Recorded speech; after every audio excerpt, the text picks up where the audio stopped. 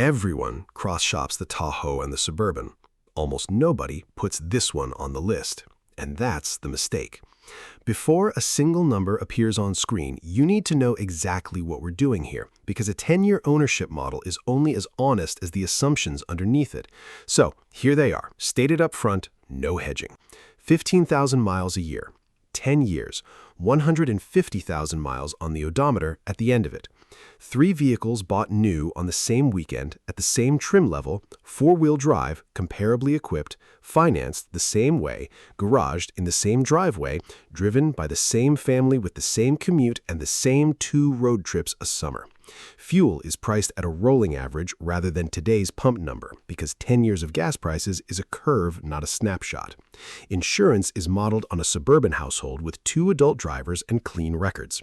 Maintenance follows the manufacturer's own schedule for the first 6 years, then shifts to what these vehicles actually need once the warranty is a memory. The Ford Expedition, the Chevrolet Tahoe, the Toyota Sequoia. Same job, 3 very different philosophies about how to do it. Let's run the decade. Years 1 through 3. The first 3 years are the easy part, and that's exactly why they're misleading. Nothing breaks, everything is under warranty. The only money leaving your account is money you agreed to spend before you drove off the lot, which makes this stretch the closest thing to a controlled experiment we're going to get. Start with what you actually pay, not MSRP. Nobody pays MSRP on a full-size SUV, and pretending otherwise poisons the entire model. In our simulation, the Expedition transacts lowest of the 3. Ford moves inventory. There are incentives, there's dealer competition, and there's a general willingness to discount that Chevrolet matches only sometimes and Toyota matches almost never. The Tahoe lands a few $1,000s above the Ford. The Sequoia lands a few thousand above the Tahoe, and in tight supply years it lands considerably above that, because Toyota builds fewer of them, and the people who want one tend to want one specifically. So, we begin the decade already spread apart by roughly $6,000 between the cheapest and the most expensive path into ownership. Hold that number. It's going to do interesting things later. Insurance separates the 3 less than you'd expect. All of them are heavy. All of them carry high replacement costs. All of them attract similar premiums. The Sequoia costs marginally more to insure because it costs more to replace. The spread across a decade is under $2,000 total, which sounds like a lot until you divide it by 120 months and realize it's the price of a sandwich. Fuel is where the philosophies show. The Expedition runs a twin-turbocharged V6 that behaves like a small engine when you're gentle and a large one when you're not, which means your real-world figure is unusually sensitive to your right foot. Driven calmly, it does genuinely well for something this size. Driven the way people actually drive when they're merging onto a freeway with 3 kids and a dog, the turbos wake up and the efficiency advantage evaporates. The Tahoe's V8 is the opposite personality, steady, predictable, and thirsty in a way that never surprises you. Cylinder deactivation claws some of it back on the highway, but a naturally aspirated 8 is a naturally aspirated 8. And then there's the Sequoia, which brought a hybrid system to a segment that had spent decades pretending efficiency was somebody else's problem. Over 15,000 miles a year, Toyota's electrified V6 puts real distance between itself and the other 2. Not a rounding error, not a marketing figure, actual dollars that show up in your account every month. And by the end of year 3, the Sequoia has already recovered a meaningful slice of the premium you paid to get into it. Maintenance in this window is almost identical across the board. Oil changes, filters, tire rotations, a cabin filter you'll forget about. Ford and Chevrolet both include scheduled maintenance for a limited period. Toyota does the same. Call it a wash and move on. There's one non-financial thing worth flagging before we leave year 3. And it matters more than any of the numbers above. The Expedition and the Tahoe both use independent rear suspension.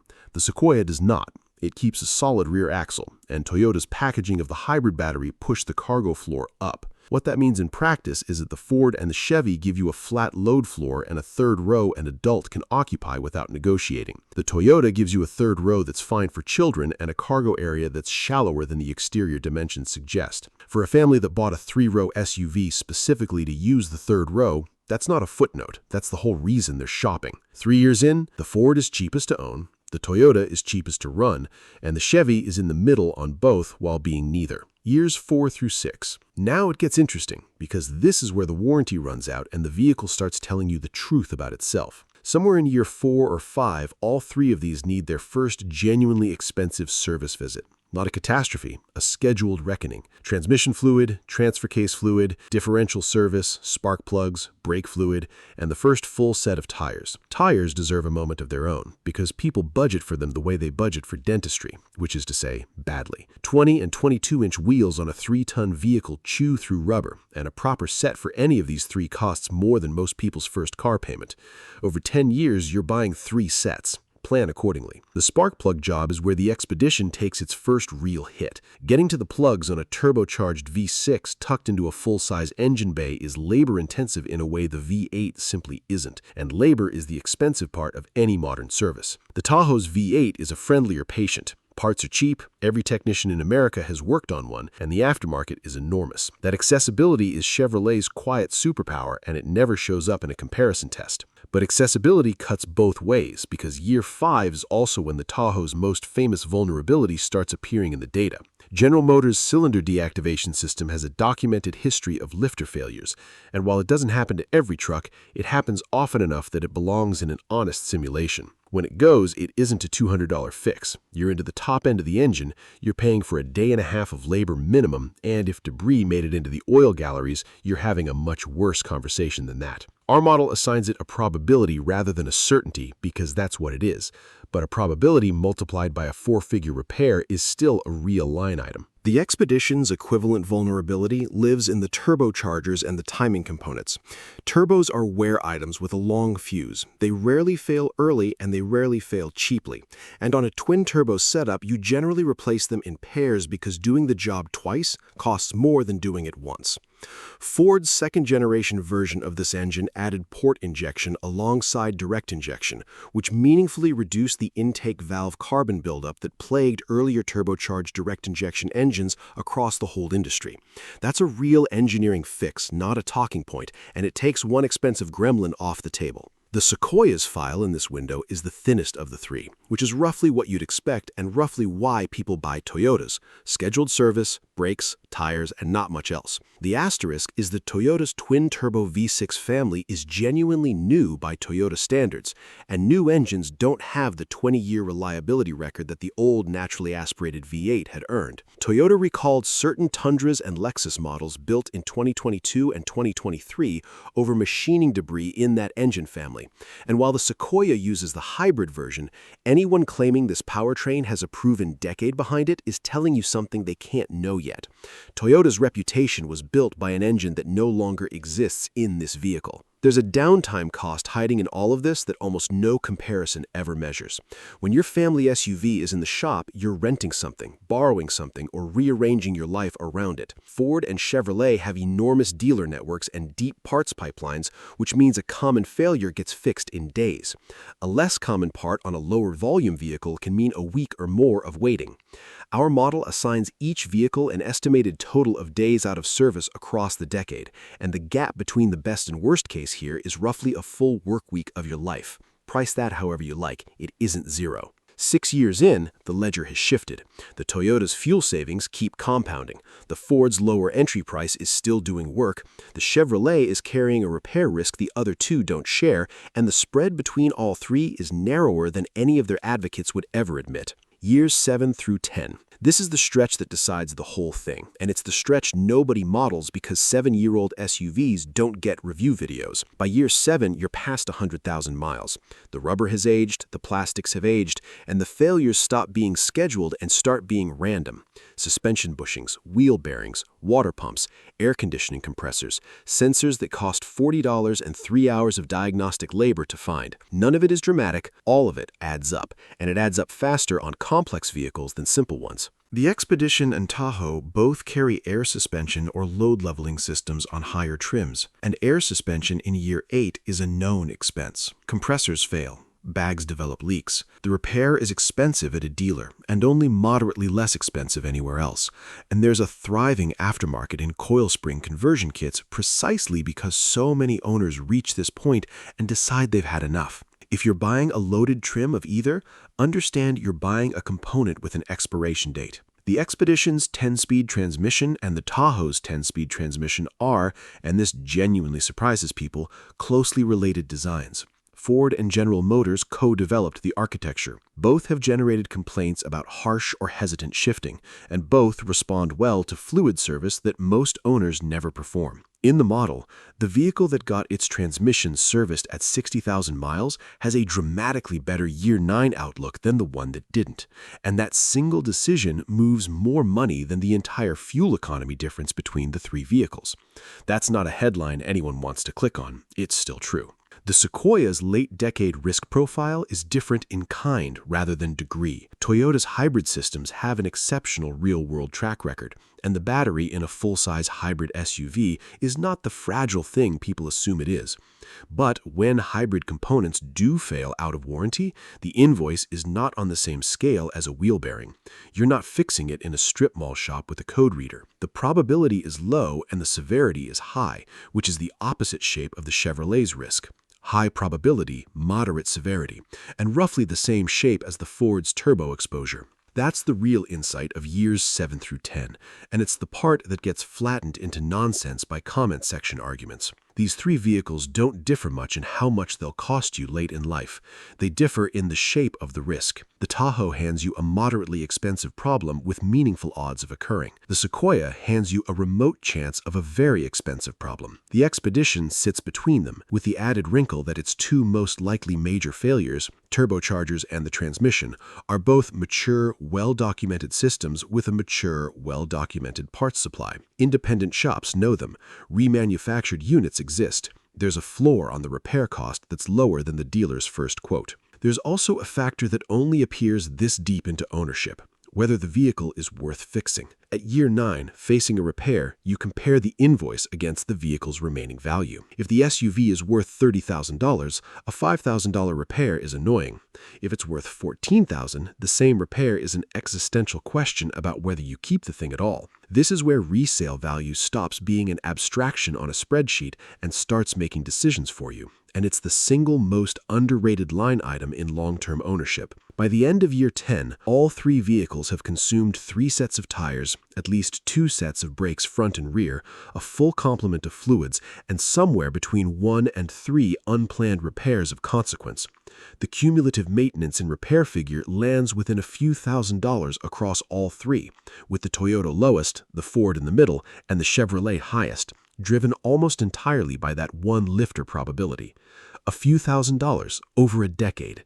That is the entire reliability argument that people spend hours fighting about online. Residual value and total cost at year 10. Now we settle up, and this is where the simulation produces its first genuinely uncomfortable result. Depreciation is the largest single cost of owning any of these vehicles. Not fuel, not repairs, not insurance. The money you lose by the asset being worth less than you paid dwarfs everything else, and it isn't close. Over 10 years, depreciation accounts for somewhere in the neighborhood of 40 to 45% of total ownership cost for all three. Toyota wins this category, and it isn't a fair fight. A 10-year-old Sequoia in decent condition retains a share of its original price that the other two can't approach, and it does so for reasons that are partly deserved and partly reputational momentum. Chevrolet does well too. Tahoes hold value respectably, helped by enormous demand in the used market and by a brand that fleet buyers, families, and livery operators all shop simultaneously. The Expedition finishes third. Ford discounts more heavily when new, which drags the entire used value curve down behind it, and the perception gap between Ford and Chevrolet in the full-size SUV space is larger than the engineering gap ever was. So the Ford's advantage at purchase gets partially clawed back at disposal. That's the trade. You either pay the premium up front and recover some of it at the end, or you save up front and eat it later. Add every column together: acquisition, fuel, insurance, maintenance, repairs, and depreciation. And here's where the decade lands. The Sequoia comes out cheapest overall. Its fuel savings and its resale strength together overcome the higher entry price, and it does it with the fewest unplanned shop visits. On pure arithmetic, Toyota wins. The Expedition comes second, and the margin between it and the Sequoia is far smaller than the reputation gap between the two brands would lead anyone to predict. The Tahoe comes third, not by a catastrophic amount, but third, in the exact head-to-head that the entire internet assumes it wins. The total spread from first to last across 10 years and 150,000 miles works out to roughly the price of a decent used sedan. Divided across 120 months, it's under $100 a month. That is the whole difference. That is what people are arguing about. Which brings us to the point of this entire exercise. If the Toyota wins the spreadsheet by a margin that small, then the spreadsheet is not the deciding factor, and the deciding factors are the ones we noted back in year 1. Flat cargo floor, usable third row, independent rear suspension and the ride quality that comes with it, interior space that matches the exterior footprint instead of apologizing for it. Those are the things a family lives with every single day for 10 years, and the Expedition delivers all of them, while finishing within arm's reach of the cheapest vehicle in the test and ahead of the one everybody actually buys. That's the argument. Not that the Ford is a bargain, that it's the vehicle that wins the categories the simulation can't measure while losing the measurable ones by almost nothing. Quick note before I tear this model apart. Everything I just ran, transaction price, true 5-year cost, the depreciation curve that decides everything, is exactly what the Smart Car Buying Bundle puts in your hands before you walk into a dealership. 5 pieces. The negotiation scripts, the 2026 affordability guide, the 50-point pre-purchase checklist, the true cost calculator in Excel, and the mindset book behind all of it. Link in the description. Run your own numbers before someone else runs them for you. Where this simulation can fail. Now, let me take my own model apart, because a projection you can't criticize isn't an advertisement.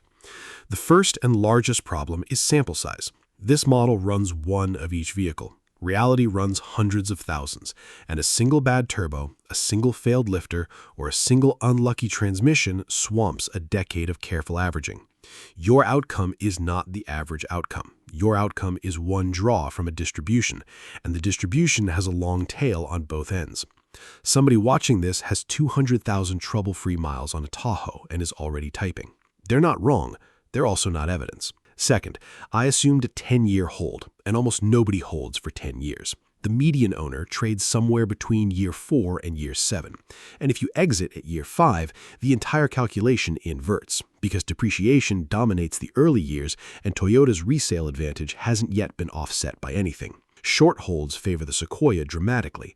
Long holds favor whichever vehicle you can repair cheaply. If you know your trade cycle, you already know which vehicle to buy, and it may not be the one this model picked. Third, transaction prices are regional and volatile. The discount I assumed in the Ford exists in a competitive metro market and evaporates in a small town with one dealer. Toyota's premium inflates and deflates with supply. Insurance varies more by zip code and driving record than by badge. Fuel prices over 10 years are a gas wearing a suit. Fourth, nobody buys the trim I modeled. Real buyers add packages, and packages add failure points. Air suspension, panoramic roofs, power folding third rows, adaptive cruise hardware, 22-inch wheels. Every one of those is a comfort in year 2 and a liability in year 9. A stripped example of any of these 3 will outlast a loaded one, and the loaded one is what's on the lot. Fifth, and most important, the newest Expedition is genuinely new. A redesigned vehicle has no 10-year field data by definition, and anyone projecting its year 9 behavior, including me, is extrapolating from the previous generation and hoping the engineering carried over. The same caveat applies to Toyota's turbocharged hybrid powertrain, which replaced an engine with a legendary record and has not yet earned one of its own. And finally, towing. Every number here assumes an unladen family vehicle. Put a boat behind any of these and the fuel figures collapse. The transmission and cooling systems age faster, and the ranking reshuffles around who handles feet best. That's a different simulation with a different answer. So here's where this leaves us. The Sequoia wins the arithmetic and loses the tape measure. The Tahoe wins the popularity contest and finishes third in the thing that popularity is supposed to be a proxy for.